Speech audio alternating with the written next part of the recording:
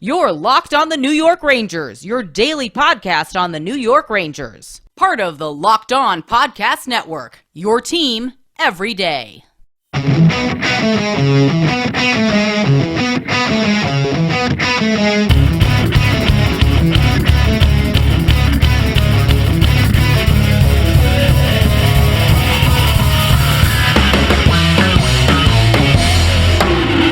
Welcome back, Blue Shirts fans, to episode number 579 of the Locked On New York Rangers podcast. I'm your host, John Chick. Just wanted to thank you guys for making Locked On New York Rangers your first listen every day. We are free and available on all platforms.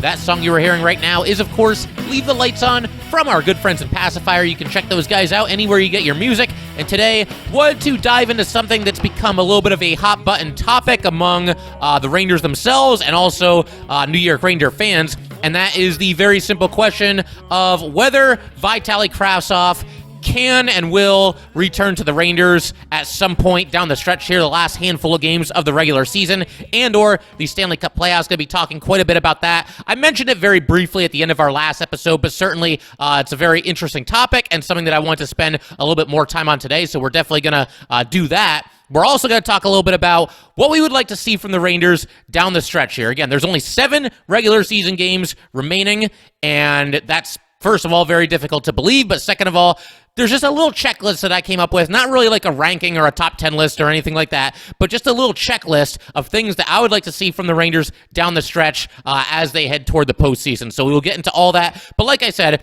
I think we got to start with Vitali Kravtsov, obviously a very polarizing topic as far as, whether the Rangers can and should bring him back into the fold this season. I just want to say right off the bat here that I am against the idea of bringing Vitali Kravtsov back for the stretch run here. And to just back up for a second, for anybody that might have missed this, Vitali Kravtsov has been playing in the KHL.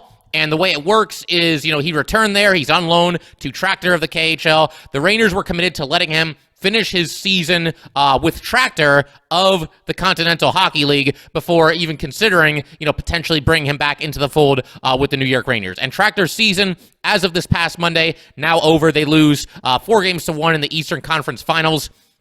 And to just kind of dive into Kravtsov's numbers in the KHL this season, he ends up playing 19 regular season games with Tractor. He scores 6 goals and dishes out 7 assists, so 13 points in the 19 games. He was also a +4. Then he plays in 15 playoff games, scores 7 goals, and has 3 assists, so 10 points in the 15 playoff games, and was a -3 in that time. So a solid season for Kravtsov in the KHL. There's quite a few different reasons why I'm not really feeling the idea of bringing him back into the fold with the New York Rangers. And the first one is basically just how he's acted with the Rangers ever since they made him the number 9 overall pick in the draft a couple of seasons ago. Immaturity is definitely an issue with Vitali Kravtsov, and we saw that at the start of this season.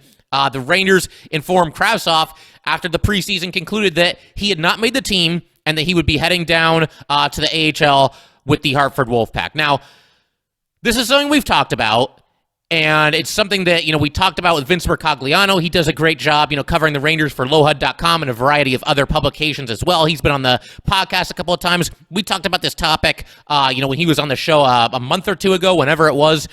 But certainly there was blame to go around to both sides there, because if you're the Rangers, you've got to understand that, this kid has not always been the most mature player, and if you're just going to call him down to the Hartford Wolfpack for, 1 or 2 or 3 games and then call him right back up anyway, then why bother doing it in the first place? Just put him on the opening night roster. And I realize, you can't let an entitled player make decisions for you. But again, if he was just going to come right back up anyway, which he would have, by the way, because the injury bug bit the Rangers fairly early in this season, and he would have slotted right back into that Ranger lineup, fairly early. Just maybe 1 or 2 or 3 games into the season, he would have been called right back up. So I think it was a mistake on the Rangers' part. I also know for a fact that Vitali Kravtsov did not handle this well because he throws a fit, goes back to Russia, plays in the KHL, denies the Rangers, request to get him to come back here. I know Gerard Gallant talked to him personally on the phone, trying to get him to come back. Kravtsov wasn't feeling it. And so that leaves a sour taste in my mouth, probably in the mouths of a lot of Ranger fans, and potentially even the New York Ranger players. Now, the Rangers, you can tell just by watching this team throughout the season, as most of you have, that this is a very tight-knit bunch. There's a lot of good chemistry. These guys seem to genuinely care about each other. They seem to genuinely be good friends and have each other's backs on the ice, all that good stuff. And that's very, very important. That can get lost sometimes in the kind of modern era, the analytical era, but team chemistry is very, very important. When you're playing your tail off for the guy next to you, that definitely does make a difference, and that's what you get with the New York Rangers. And when you look at this team this year, there have been so many players on this Ranger team that have had to deal with adversity in one way or another, and they've all handled it just infinitely better than Vitali Kravtsov has, or did, rather. Vitali Kravtsov gets sent down to the Hartford Wolfpack, he throws a fit. And you look at, some of the other players on this roster. I'm going to come up with a couple of examples here, and I'd like to start with Braden Schneider, because Schneider, he gets called up about midway through the season, give or take a couple of games either way, plays pretty well, gets off to a great start, has become a fixture of the Ranger blue line. He does have a hiccup every now and then. He'll have his moments where he'll remind you that he is indeed a 20-year-old rookie, and he's still getting his feet wet in the NHL. But for the most part, has done everything the Rangers have asked of him, has played very well, seems to fit in great in that clubhouse, seems to be very well liked by his teammates. And what happens at the trade deadline? Well, the Rangers go out and they trade for Justin Braun, who, at the time, I wasn't really feeling the move, and you guys, a couple of you kind of talked me into it a little bit, mentioning that you need a little bit of depth on your blue line. You can't rely on the same 6 defensemen to play every single game in the Stanley Cup playoffs if you have a deep run. And on top of that, Braun's played pretty well. But Braden Schneider, that was unfortunate for him because he was locked into a spot in the lineup every single night prior to that trade for Braun with just a couple of hours left in the trade deadline. But what does Braden Schneider do after that trade is made? Did he throw a fit? No. Did he, request a trade? The trade deadline had passed. Bad example.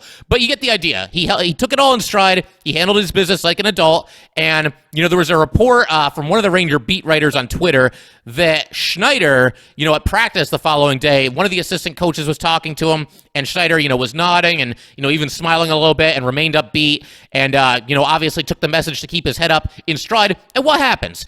Yeah, Braden Schneider was a healthy scratch in the first game after Justin Braun came over in the deal with Philly. But right after that, he's right back into the lineup and has been on the ice far more often than he's been a healthy scratch since the Justin Braun trade. He took it all in stride. He said, you know what? This is a challenge. I'm going to work hard. I'm going to make myself better, and I'm going to continue to buy in and do whatever this team asks of me. Vitali Kravtsov just isn't wired that way. He's selfish. I think it's fair to say that at this point, and it's just a complete polar opposite.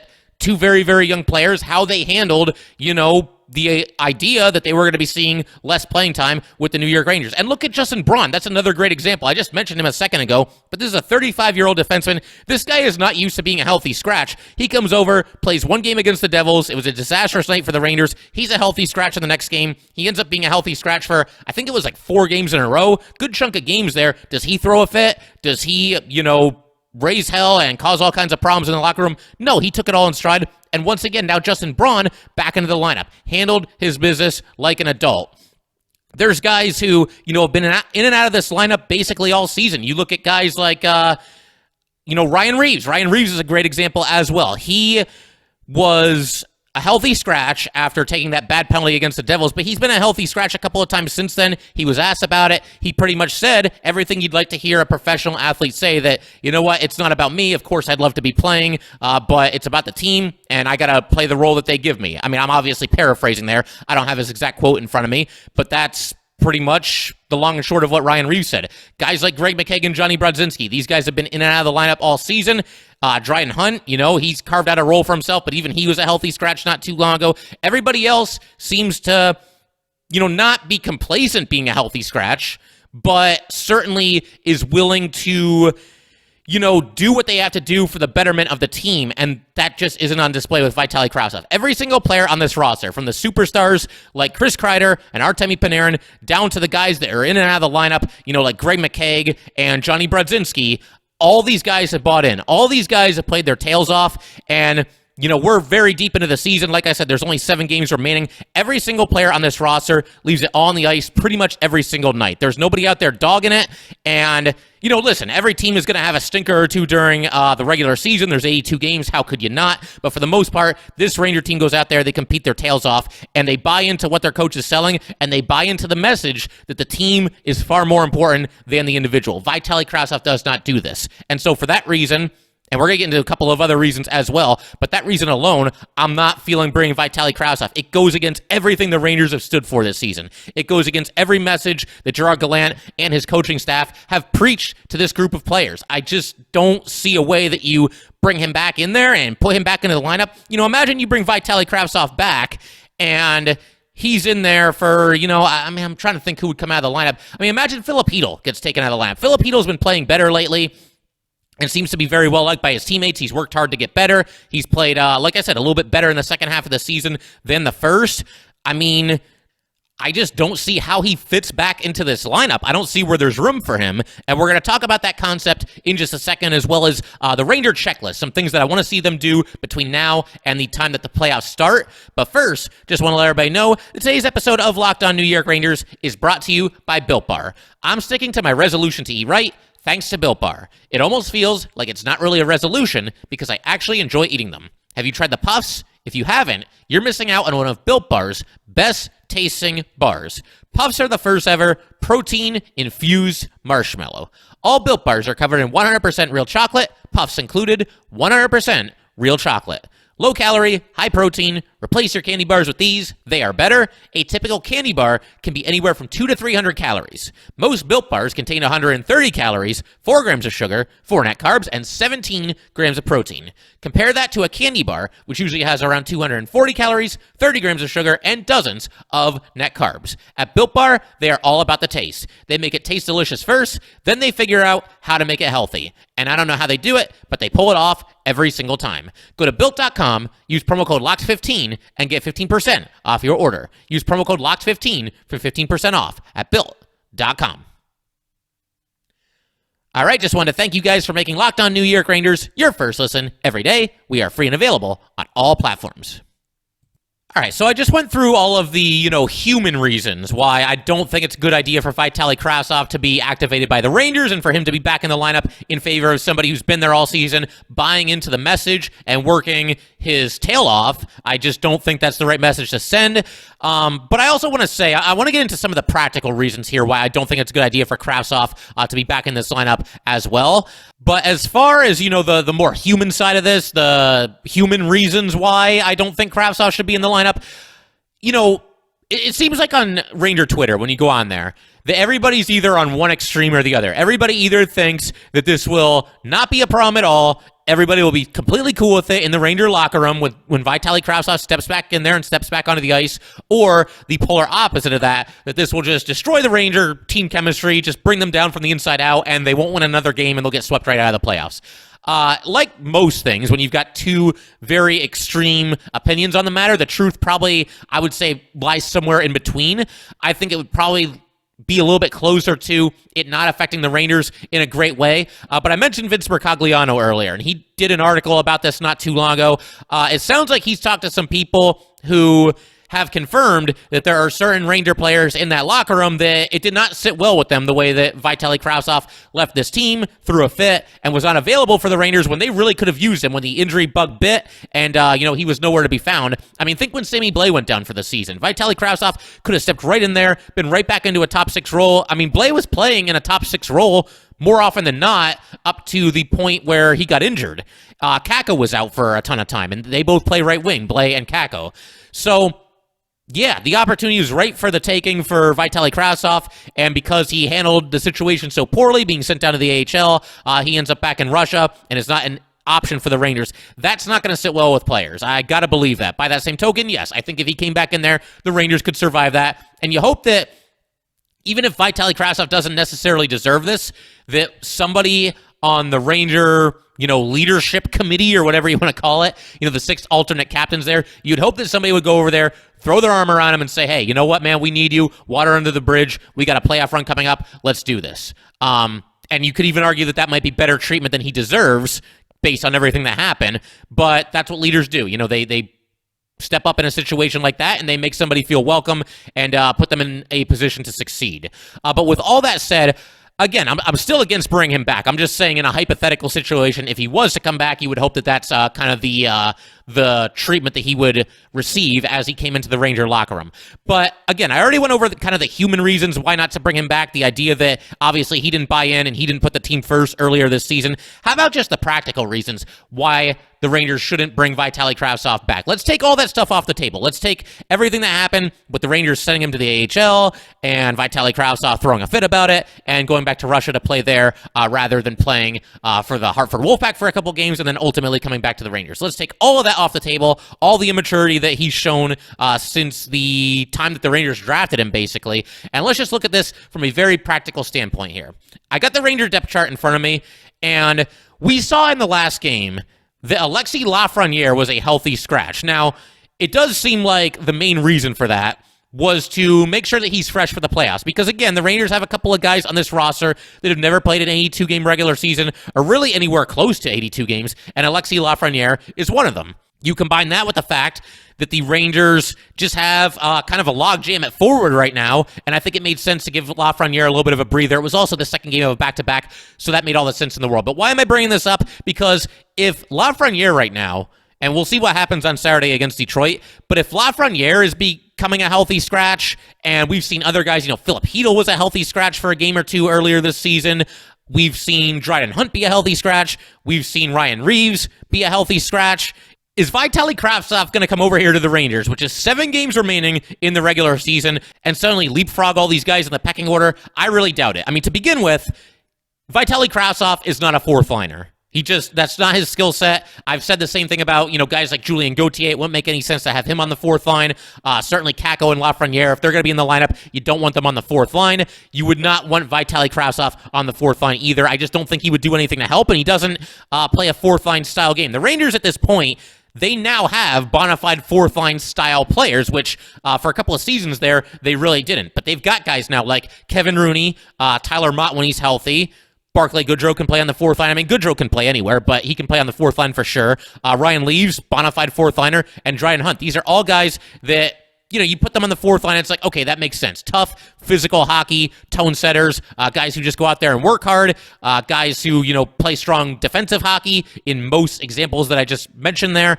Vitali Kravtsov just does not fit the bill, so we can rule him out as far as playing on the fourth line. So that means the only way to put Vitali Kravtsov into this lineup is to have him in a top 9 role. And we discussed the other day how it's going to be almost impossible, not impossible, but very, very difficult for either Lafreniere or Kakko to crack the top 6 right now. They're both on the third line, and the top 6 right now, you got Mika centering Kreider and Vetrano on the top line, and you've got Strome centering Panarin on the left wing, Kopp on the right wing. Which of those 6 players are going to come out of the top 6 right now to make room for Vitali Kravtsov? Again, the player who threw a fit and went back to Russia, and now is going to join the Rangers with just 7 games left in the regular season before the playoffs start. Yeah, you're not going to do that. You're not pulling any of those guys out of the top 6 to make room for Vitali Kravtsov. And then you look at the third line, which is the only option remaining. Philip Hedl's played better recently. Kaapo Kakko is coming off of a 2-goal game. Alexis Lafreniere, he's scuffled a little bit lately and was a healthy scratch, but he played well when he was up there with Chris Kreider and Mika Zibanejad. And, I might even consider the idea of maybe giving him a little bit of run with the top line between now and the end of the regular season, just to kind of try to get him going again a little bit. I know that would mean moving Vetrano out of there. We'll talk about that in more detail in just a second, but you get the idea here. There's no room for Vitali Kravtsov. Even if you take away all the immaturity and all the refusal to accept a assignment to the Hartford Wolfpack and everything else that's happened between Vitali Kravtsov and the Rangers since they drafted him, from just a practical standpoint, there is nowhere to put him. And I'm not even thinking about guys like, Johnny Brodzinski, Julien Gauthier, guys who have been in and out of the lineup all season, but, don't ever really necessarily stick. I mean, I'm not even so sure that I would go with Vitali Kravtsov over Johnny Brodzinski right now. And I realize Kravtsov certainly has more potential. He's a lot younger. He's got a much higher ceiling than Johnny Brodzinski. But Brodzinski, overall, when he's been out there, I think he's played solid hockey. I don't think he's done anything to hurt the Rangers. And on top of that, once again, Brodzinski has done everything that the Rangers have asked of him. He's the captain of the Hartford Wolfpack when he's down there, and when the Rangers call him up and give him a chance, he's pretty much ready to go. So, yeah, I mean, you guys can let me know if you feel differently about Vitali Kravtsov. Maybe you feel like he can come back over here, really help the Rangers, really go off in the playoffs. But for all those reasons that I just mentioned, once again, from the practical standpoint of there just doesn't seem to be any room for him, and on top of the fact that he was not there for the Rangers when they really needed him earlier this season because he didn't want to go to Hartford and play a couple games with the Hartford Wolfpack. Just not good, and just so different from everything else that we've seen from the Rangers. Everybody else on this New York Ranger team is wired to be a team-first guy. Vitali Kravtsov is not. And so for all those reasons, I don't want to see Kravtsov back with the Rangers this season. Now, maybe you go into the offseason, you go into next year, you can kind of just start fresh, clean slate, water under the bridge. It could actually end up being kind of a cool story if Vitali Kravtsov was to come back to the Rangers, admit that he's made some mistakes in the past, and I think the Rangers, to be fair, should probably admit to Kravtsov that maybe we didn't always handle this as well as we could have. Maybe that bridge can be mended, and maybe Vitali Kravtsov can still be a very, very good player for the Rangers. I still think the most likely outcome is that Vitali Kravtsov gets traded in the offseason, but we'll see. I guess crazier things have happened than Vitali Kravtsov going on to become a good player for the New York Rangers. We'll see. Again, I think that's more of a question for the offseason. But as far as Kravtsov coming back to the Rangers this season, not feeling it at all. Keep rolling with these guys that have gotten you as far as they've gotten you, and reward them for being there all season and playing their tails off, and go with that team in the playoffs. Go with the guys that got you to this point, not the guy that's going to come over and, oh, hey, we're in the playoffs, and I'll just jump back onto this team. No, he didn't do anything to help the Rangers this season when he definitely could have. So, yeah. I'm not feeling bringing Vitali Kravtsov back to this team, at least not this season. We're going to go through a quick checklist of everything I'd like to see the New York Rangers do in these final 7 regular season games before the playoffs start. We will get to that in just a second. But first, just want to let everybody know, today's episode of Locked On New York Rangers is brought to you by BetOnline.net. BetOnline is your number one source for all your betting stats and sports info. Find all of the latest sports developments, league reviews, and news, including this year's basketball playoffs and the start of the Major League Baseball season. BetOnline is your continued source for all your sporting wagering information, from live betting to playoffs, esports, and more. Head to the website today or use your mobile device to learn more about the trends and action. BetOnline, where the game starts. All right, and so as promised, gonna just go through a very informal kind of a checklist here, just a couple of things I'd like to see out of the New York Rangers between now and the time that the playoffs start. I believe the Stanley Cup Playoffs, the first game, will be contested on Monday, May 2nd. I'm almost positive, and this will be edited out of the episode if I'm wrong. So if you're still hearing this, yes, the playoffs begin on Monday, May 2nd. But again, only 7 games left for the Rangers. First of all, let me preface this entire list by just saying that I don't think you need to go reinventing the wheel if you're the Rangers, because they've obviously played very well and they've had a great season and, an excellent month of March and a solid start to April as well. They are 4-2-1 thus far in the month of April, and they have won 4 out of their last 5 games. So they're doing great, coming off of a very convincing win in Philly and back in action at home against Detroit on Saturday, which is tomorrow at 12:30 p.m. So, again, just kind of a very informal list here that we're going to go through, and I'd like to start with goalie usage. Obviously, you want Igor Shesterkin to be at his best and ready to rock when the playoffs start. By that same token, I think you want to make sure you get Alex Georgiev a couple of games as well. And, there's 7 games left. I see no reason why Igor Shesterkin needs to start all 7 of them. I doubt very much that he would, especially when you consider that he has had a couple of injuries since coming into the league, and there just really isn't any need to do that. Now, if the Rangers were tied for the last spot in the playoffs and they were fighting tooth and nail, then yes, we might see Igor Shesterkin play all of the remaining 7 games. But that's obviously not the case, and so he won't. And I realize, listen, I'm not trying to downplay the importance of winning every game or downplay the importance of getting as good of a seed as you can possibly get for yourself in the Eastern Conference playoffs. Obviously, listen, the division is still very much in play. Rangers in second place right now to the Carolina Hurricanes. But I think what's more important is doing everything that you can do to make sure that Igor Shesterkin especially, and to a lesser extent Alex Georgiev, are in position to succeed come playoff time. Now, in a perfect world, we don't even see Alex Georgiev in the playoffs. And that's nothing against him, because he's played very well recently, won all of his last 6 starts. But I think everybody at this point is pretty well aware of the fact that Igor Shesterkin is going to be the man come playoff time for this New York Ranger team. But with that said, I think you can kind of take care of two birds with one stone here. Giving Igor Shesterkin a little bit of rest down the stretch. He's another one of those guys that's never been through the full grind of an 82-game regular season, and I just mentioned his injury history a second ago, so I think it makes sense. You don't want to baby him, but I just think it makes sense to give him the occasional breather in this last handful of games here. And by that same token, as we've very well established, and as Alex Georgiev has himself very well established, Georgie tends to do a lot better when he's getting at least semi-regular playing time. Now, look, he's not going to be the starting goalie on this team. I think that's pretty well established at this point, but when he mixes in with at least some regularity, he tends to do quite a bit better, and I think that, going into the playoffs, again, in a perfect world, we don't even see Georgie in the playoffs, but you never know what can happen, and you'd like to believe that if anything were to happen to Igor Shesterkin in the playoffs, that Georgie can hopefully step in there and at least give the Rangers a chance, and I think his best chance of being able to do just that is to play a decent amount of these regular season games that the Rangers have remaining. There are 7 games left. My idea for this is I think I would give Igor 4 of them, and I would give Georgie as many as 3 of them. And another option, to kind of build off of that, the last game of the regular season is Friday the 29th at home against the Washington Capitals. I wouldn't say that the Rangers should punt on that game, but if there's a situation where the Rangers are locked into their playoff spot, they can't move up or down, and they know which team they're going to be playing in the first round of the playoffs, I would at least float the idea of maybe having a situation where Igor Shesterkin plays the first period of that game, and then Alex Georgiev takes the last 2, something along those lines, because, again, you get both your goalies some work right before the playoffs start. Igor only playing 1 period. There's obviously less chance of an injury. And again, I don't want to wrap the guy in bubble wrap or play scared or anything like that, but I think that could be a practical way to enter the playoffs. It's a little bit different for both goalies because obviously, goalies are not used to taking the ice with the idea that, okay, you're only going to play the first period. And, from Georgie's perspective, no goalie is used to the idea of coming in the second period and playing the last 2. So just an idea that I thought I would throw out there, but I think Igor should be back out there for Saturday against Detroit. Maybe he plays again against the Jets. Maybe you go to Georgiev against the Islanders, then Igor against the Bruins.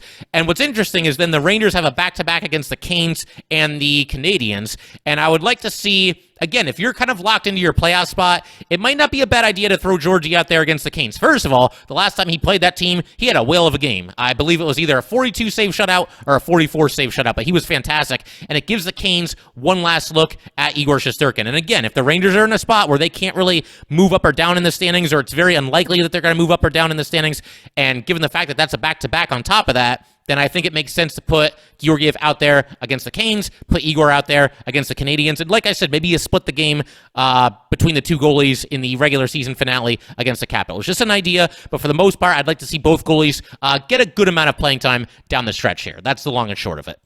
One other thing is I'd like to see better success on the power play from the New York Rangers. I think eventually this unit will round back into form, but they are just 2 for 19 in the month of April. As we talked about in our last episode, they are playing a Detroit Red Wing team on Saturday that is 3rd to last in the league on the penalty kill, so possibly a get-right game for that unit there. It'd be nice to see the Rangers pot a couple of power play goals down the stretch. I'd also like to see maybe a rest day for certain players down the stretch here. And again, I don't want to baby these guys or, again, wrap them in bubble wrap or anything like that. But you've got some guys who are, young, haven't played the full 82-game regular season. Maybe there's guys that are a little bit banged up right now that we're not even aware of. Maybe a veteran who plays, a hard-nosed style like Barclay Goodrow. Maybe he could use a day off toward the end of the season as well. And I'll trust Gerard Gallant and the coaching staff with that. I'm not going to sit here and say, okay, this guy needs to sit on this day and that guy needs to sit on that day. But I think that it would behoove the Rangers if the coaching staff is, just very aware of who could maybe benefit from a day off toward the end of the regular season as this team gets ready to go for the grind that is the Stanley Cup playoffs.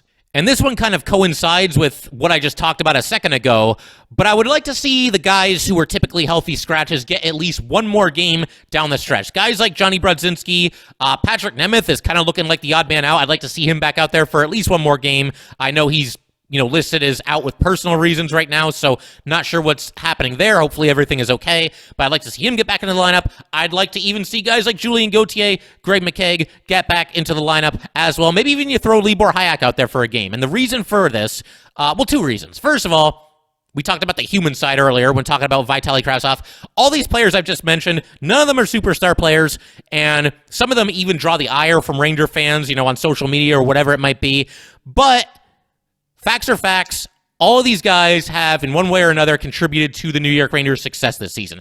Obviously, none of those guys I mentioned have contributed as much as, Igor Shesterkin or Chris Kreider, but, you play on a NHL hockey team, you're going to see the ice, and you have to chip in if your team is going to be successful. And all these guys have done that, at least to an extent, at different portions of the season. They've all had their moments, and so I'd like to see them, get a chance to play at least one more game down the stretch here. But on top of that, the more practical reason is that you never know what's going to happen in the Stanley Cup playoffs. You never know when somebody might be out with an illness, somebody might be out with an injury, and I would like to see these guys, again, all play at least one or two more games down the stretch here, and then that way, if they have to step into the middle of a playoff series, there's not a situation where, oh man, this guy hasn't played hockey. He hasn't played in an NHL hockey game in like 7 or 8 weeks. They would have played somewhat recently. So I think it would behoove the Rangers to give a game or two to all those players I just mentioned, or at least most of the players that I just mentioned. I would also like to see Alexis Lafreniere at least 1 or 2 games or a couple of shifts here and there start to mix back in with Mika Zibanejad and Chris Kreider on the top line. He was really starting to get it going there, and then they made the line changes, and his production just is not what it was when he was up there on the top line. Now, I realize doing this, you'd have to make some other moves too. Frank Vatrano would have to move down. And then if he's on the third line with Kakko, they both only play right wing. Does one of them move to the left wing? So it does become a little bit more complicated. But be that as it may, I'd like to see Lafreniere at least get a little bit more of a chance on that top line again. See if you can't get him going before the playoffs start. And then this one's a little bit out there, but I'd like to see one more game, at least one more game that the Rangers play in with some legitimate edge to it, with some nastiness to it, maybe even get a fight or two. And listen, I'm not sitting here advocating for senseless violence and for these guys to be out there giving each other concussions and, taking out each other's knees. Nothing like that. But I want to see the Rangers playing, again, a really high-intensity, playoff-like game between now and the start of the actual playoffs, because that gets you ready to go for playoff-style hockey. And as I mentioned earlier in the episode, I think this Ranger team is a really tight-knit bunch. I think they've all really got their backs out there, but you get into, a nasty, tough game that, again, really has some physicality, really has some edge to it, then I think that kind of just draws the team that much closer together, and that certainly would not be a bad thing going into the playoffs either. Just kind of reestablish the bond that these players have, and man, we're ready to go here. We are ready to go for some playoff hockey. Just get everybody all geared up, all jacked up for the Stanley Cup playoffs. I'm getting excited just talking about it right here, and I can't be the only one. I'm sure there's a lot of people out there really, really looking forward to some New York Ranger playoff hockey. Enjoy the fact that they've already clinched. We don't have to sweat it out with a photo finish here. As I mentioned in the offseason, I thought it would be kind of a photo finish this season where it comes down to the last game or 2 games or 3 games before the Rangers clinch a playoff spot. I thought they would get in, but I thought it would be a lot closer than this. They've exceeded all expectations. They're going to the playoffs, and that's a reason to be happy and very, very excited. If you're a New York Ranger fan, cannot wait to be talking about some Ranger playoff hockey with you guys. But that will pretty much do it for today. Once again, if you'd like to get in touch with this podcast, please send an email to lockedonnyrangers@gmail.com. Once again, that is lockedonnyrangers@gmail.com. And definitely give us a follow on Twitter as well, at LO_NY_Rangers. Once again, that is at LO_NY_Rangers. Thanks again, guys. I'll see you next time. Thanks for making Locked On New York Rangers your first listen every day. In our next episode, we're going to be breaking down everything that happens between the Rangers and Red Wings on Saturday. Now make your second listen Locked On Fantasy Hockey. Hosts Steele Rodine and Flip Livingston help you become the expert of your fantasy league. It is free and available wherever you get your podcasts.